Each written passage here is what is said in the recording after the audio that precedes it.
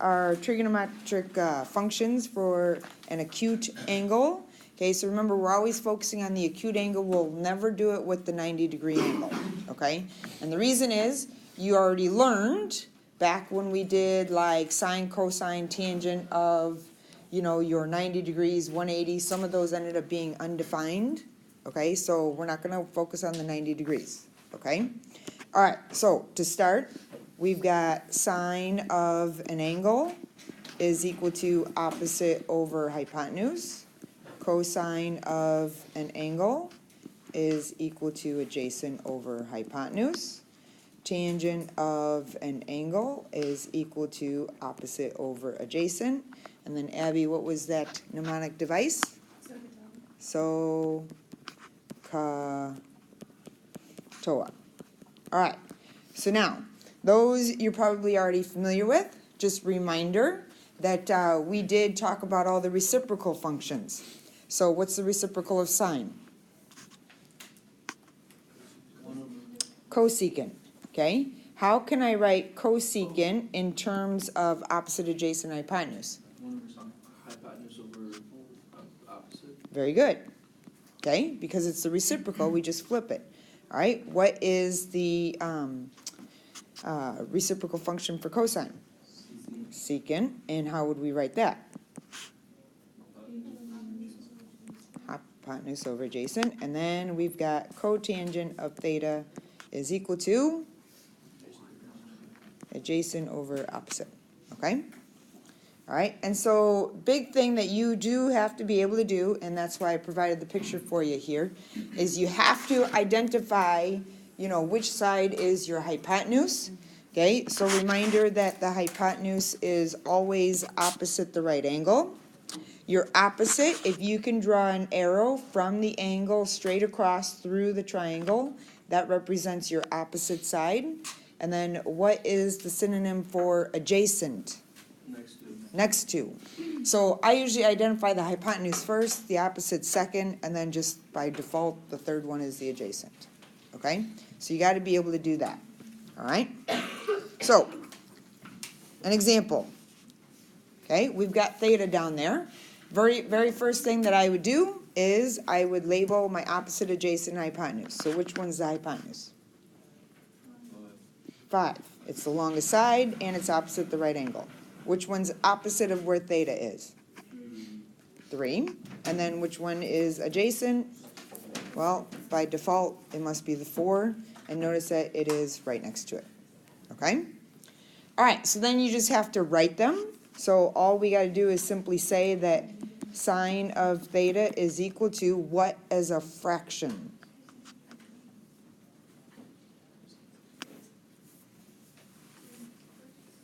Oh. 3/5, I think I heard. Opposite is 3, hypotenuse is 5. So then we've got cosine of theta is equal to 4 over 5. Tangent of theta is equal to 3 over 4. And then when we go to do the reciprocals, remember all we got to do is flip them.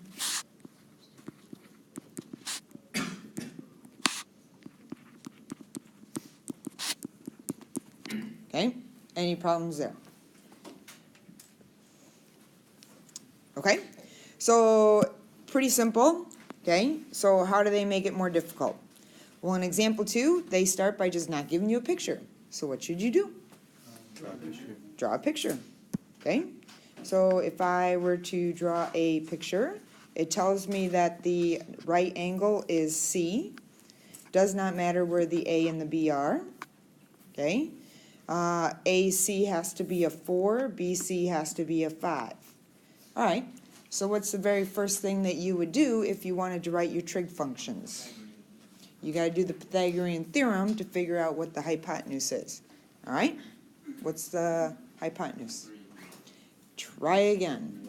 Okay, all right, so he says 3 because he's thinking of the last example. Can anybody explain why it can't be 3? The hypotenuse has to be the biggest side. The hypotenuse has to be the biggest side. Okay, and that's going to come up later on on our last example. All right, but let's leave it as a radical. 16 plus 25 is 41. 41, so it's the square root of 41. Okay? All right. For the interest of time, do we need to go through and come up with our fractions again? You got that idea? Okay. All right. So just understand, draw a picture if you don't have a picture, and then figure out missed sides. Okay? All right? This one. All right? If they only give you, 2 of the sides, what are you going to do first? Pythagorean theorem. What's the hypotenuse on this one? Square root of 10. And then you'd be able to figure out what sine of beta is and cosine of beta is.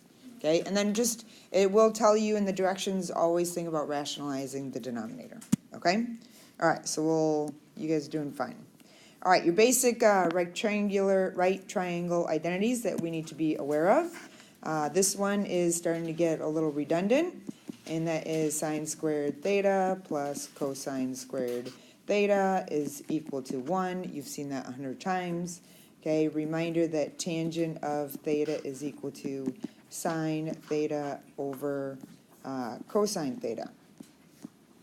All right, so those, There's a couple of new ones that you need to be aware of. Sine of 90 degrees minus theta is equal to cosine of theta.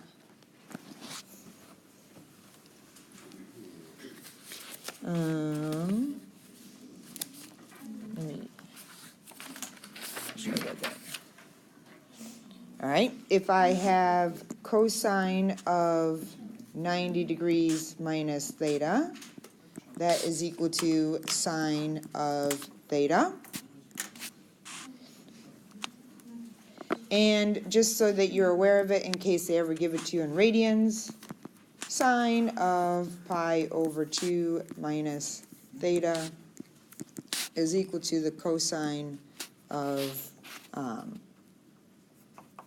theta, and then cosine of pi over 2 minus theta is equal to sine of theta.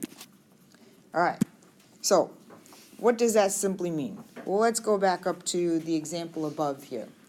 All right, so if this top angle up here is beta, and we made this one down here alpha, okay, well, what is sine of beta?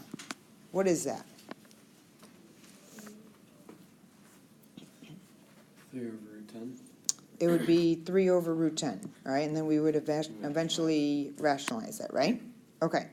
So it's simply saying, all right, well, what is sine of 90 minus beta? All right, so some concepts that we should be aware of. Number one, what can you tell me about alpha and beta, their relationship? What can you tell me about those two angles? What do they always do? They always add up to 90 degrees. And that's why we're doing the 90 minus beta. So what is 90 minus beta the same thing as?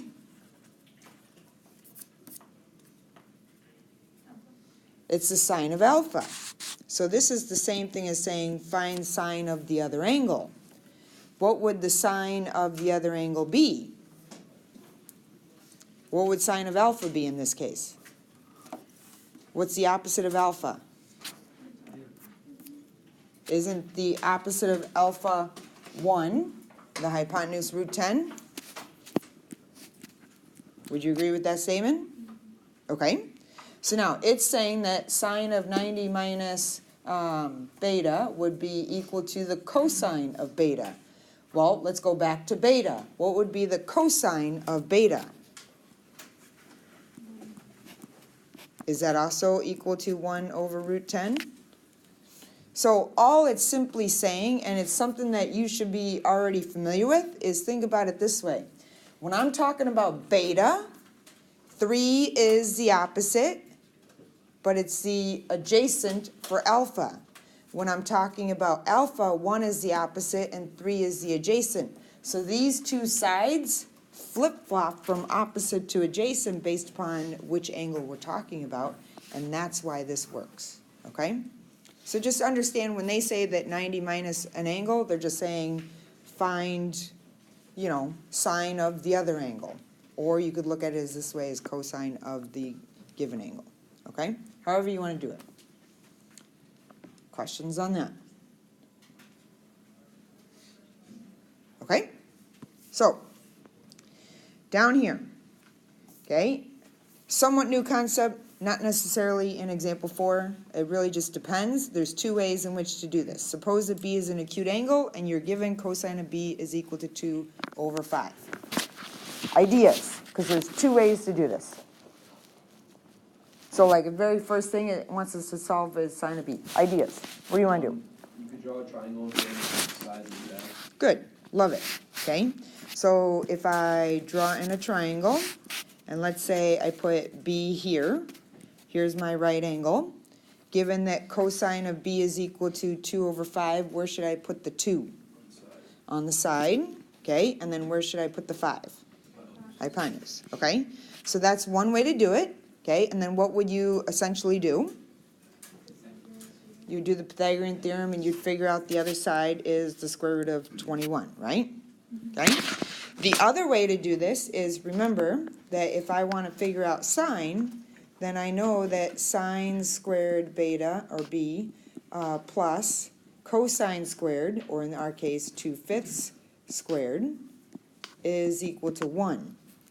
So I can use our trig identity, okay, our Pythagorean trig identity in order to solve for sine of B, or I can do exactly what Vinny said and make a picture and go from there, okay?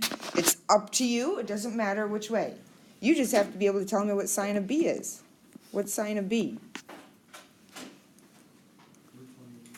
Root 21 over 5. What is tangent of B? Root 21 over 2. Root 21 over 2. Okay? So, idea here is, if it helps, okay, draw the picture. If you like doing the sine squared and cosine squared, just remember that you would also have to use the idea that tangent is equal to sine over cosine, which is what we have written right here, in order to do the tangent part. Okay? All right, so you do part B on your own, and you see if you understand what we mean by that 90 minus B part, okay? See if you can do that part. All right, so philosophy, okay? If we use what was written above, sine of 90 minus B is the same thing as cosine of B.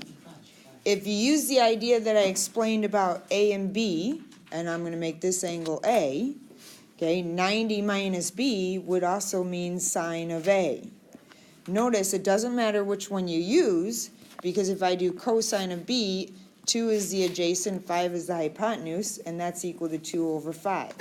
And if I do sine of A, okay, well then 2 is the opposite, and 5 is the hypotenuse, I still get 2 over 5. So whichever idea makes sense to you. So when they say 90 minus an angle, they mean just find sine of the other angle, the other acute angle, or you do the cosine of the given angle. Either one works, okay? So what would the cosine of 90 minus B be? Root 21 over 5. Okay, and then what's the tangent of 90 minus B? Root 2 root 21 over 21, because you have to rationalize on that one. Is anybody confused on that? Do you need more detail? Yeah. Yeah. Which one? How'd you get cosine? Cosine. Okay. So, reminder, okay, and it's up to you, okay? We can say that cosine of 90 minus B is the same thing as sine of B. You could do it that way. Or you can say it's the cosine of A. Doesn't matter. What's the sine of B? Root 21 over 5. Root 21 over 5. And that's what we had. And notice that cosine of A would be the adjacent root 21 over 5. So just 90 minus B just means, hey, we're using the other angle. Okay? Gotcha. Does that make sense? Yeah. Okay. All right, and then the sine squared, cosine squared, tangent squared, super duper easy. Don't get confused by it, don't overthink it, okay? If we know that sine of b is root 21 over 5, just square that. Root 21 squared is 21, 5 squared is 25. Cosine squared of b, well, cosine of b is equal to 2/5, just square that, and you get 4 over 25. Tangent of b squared, we just figured out was root 21 over 2, square that, and you get 21 over 4. Okay, don't overthink it, just a reminder that you gotta square the numerator and the denominator. Okay, questions there? All right, last one, okay. This one goes back to our concept of our angles, dealing with the kind of idea of the unit circle. Says cosine of theta is equal to t over 2, and it's in the area of 270 degrees to 360 degrees. So big idea there, what quadrant? Third, or fourth, sorry, you're right, fourth. Okay, so we're in the fourth quadrant. I'm going to draw a triangle. Reminder that I always draw a right triangle to the x-axis. Okay, and based upon theta, theta is always at the origin. If I were to label my t over 2, like Vinny said earlier in one of our examples, t is the adjacent, and then 2 is the hypotenuse. Okay? All right, express the other 5 trigonometric values as a function of t. Ideas. And what they mean by that is they want sine is equal to something t divided by something. They want tangent is something t divided by something, that type of thing. Abby. You can solve for the other side. Okay, how do you want to do that? Just Pythagorean theorem. Okay, so we can do the Pythagorean theorem. Can you set it up for us then? T squared plus x squared equals 4. Okay, so she's making this an x, okay, and then 2 squared or 4. And we're going to basically solve for x, the missing side. All right, so x squared is equal to 4 minus t squared, and then take the square root. And reminder that when you take the square root, you got plus or minus. And so we've got 4 minus t squared. Can I take the square root of the 4 minus t squared? No. Even though you're thinking the square root of 4 is 2 and the square root of t squared is t, you cannot because of the minus sign. Okay? Now, big question.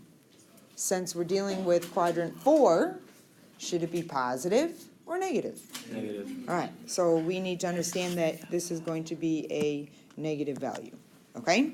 And then after that, it really just comes down to opposite over adjacent. Okay, now that we know that this is equal to negative root 4 minus t squared, opposite over adjacent, adjacent over hypotenuse, etc. Okay, just remember that you're going to have to rationalize some of these. Do we need to do one as an example? Like, say, secant of theta. Secant of theta would be what? Hypotenuse over adjacent. So the hypotenuse is 2, the adjacent is t. Oh, that's too easy. Yeah, All right, cosecant of theta would be the hypotenuse 2 over a negative root 4 minus t squared. So I have to rationalize and bring that radical all the way to the top. So that makes it 2 negative, because it's in the fourth quadrant, 4 minus t squared over this 4 minus t squared. Okay? So the radical goes to the top and the other goes down there. All right. Why does t have to be positive? Because it's x. Because it's on the positive x-axis. And why does t have to be less than 2? Because it's not the biggest side. Because it's not the biggest side, 2 is the hypotenuse. All right, very good.